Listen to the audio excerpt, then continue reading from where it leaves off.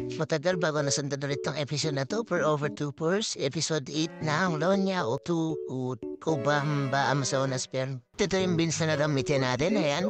Ihanda na natin ang pre-food filter paper galing sa Daiso.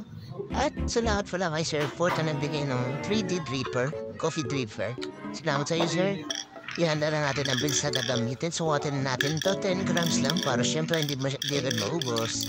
I-grind na natin ang beans ng mas finer than usual kasi mabilis yung flow rate ng dripper na to. Pre-wet na natin yung filter paper. Pabakatin natin radius sa filter paper para masunod yung ideal na result ng design.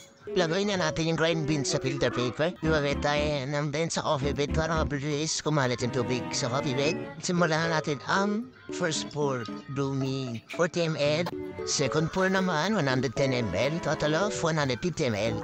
I-assist natin yung aroma. Sa aroma parang medyo amoy orange. Assist naman natin yung lasa nito. Tingnan natin. Unahin natin sa acidity. Sa acidity nito, medium acidity para sa akin. Body naman ito, medium din. Tapos sa flavor, medyo may hint ng floral. Hindi ko matistinguish kung anong floral. Pero parang aftertaste na lang siya. Sobrang tamis niya sa akin. Para sa akin lang. May pagka-citrusy siya ng orange.